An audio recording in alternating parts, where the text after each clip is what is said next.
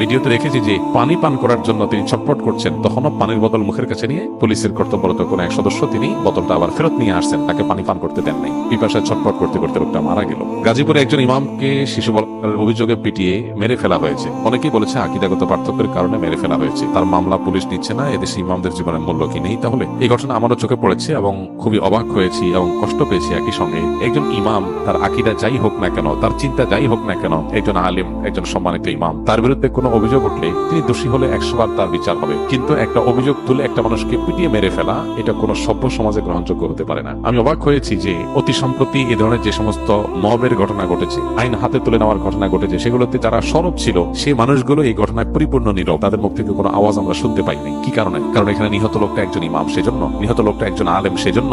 এই যদি হয় আমাদের সমাজের অবস্থা, তাহলে এই সমাজের জন্য কোনো কল্যাণ অপেক্ষা করছে না। যারা অন্যান্য মবের বিরুদ্ধে সোচ্চার ছিলেন, এখানে এই মবের সাথে যারা জড়িত তাদের বিরুদ্ধে সবাই সোচ্চার থাকা কর্তব্য।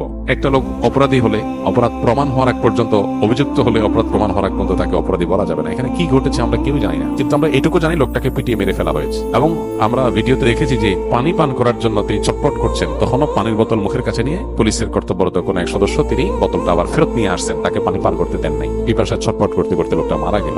এটা তো একটা সভ্য সমাজে কোনোভাবে মেনে নেওয়া যায় না। একজন মানুষ, তিনি যদি অপরাধীও হন, পানি পান করতে চাইবে, তাকে পানি পান করতে দিবেন না, তাকে মেরে ফেলবেন। এটার সুষ্ঠু তদন্ত এবং বিচার দাবি করছি আমরা। অপরাধীদেরকে খুঁজে বের করে দৃষ্টান্তমূলক শাস্তি হোক। কিন্তু দুঃখজনক বিষয়, এই দেশে দাবি আমরা করে যাই, বাস্তবায়ন আমরা দেখি না। কবে যে এই দেশে আইনের শাসন প্রতিষ্ঠা হবে, কবে যে এই দেশে অপরাধ করলে মানুষ পার পাবে না, সেটা একমাত্র আল্লাহ তাআলা ভালো জানেন। আমরা স্বপ্ন দেখি এক এক সময়, এক একজনকে নিয়ে, এক এক গ্রুপকে নিয়ে, কিন্তু তারা আমাদের সেই স্বপ্নগুলোকে ধুলির সাথে মিশিয়ে দেয়। যে কোনো মানুষের উপর একটা অভিযোগ তুলে তাকে পিটিয়ে মেরে ফেলতে পারেন, এটা তো হতে পারে না। এখানে আইন শৃঙ্খলা রক্ষাকারী বাহিনীর দায়িত্ব বিষয়টা চলে আসে, তারা এটাকে ট্যাকেল দিয়ে যথাযথ তদন্ত করে তারপর এটা নিয়ে পদক্ষেপ নেওয়া উচিত ছিল। আলেম ওলামারা, ইমাম সাহেবরা সমাজে তাদের মর্যাদা যেখানে সবচেয়ে বেশি থাকার কথা ছিল, সেখানে তাদের আজ এই দুরবস্থা। এটা খুবই দুর্ভাগ্যজনক একটা বাস্তবতা। কোন অবস্থাতে এটা মেনে নেওয়া যায় না। এই চিত্র যতবার দেখেছি ততবার ভেতর থেকে কষ্ট অনুভব করেছি প্রচন্ড ভাবে। একজন ইমাম, তিনি কোন আকীদার, কোন মাসলাকের, কোন মানহাজের, এগুলো দেখা দরকার নেই। এমনকি তিনি যদি ইমাম না হয়ে একজন সাধারণ মানুষ হতেন, একই কথা ছিল।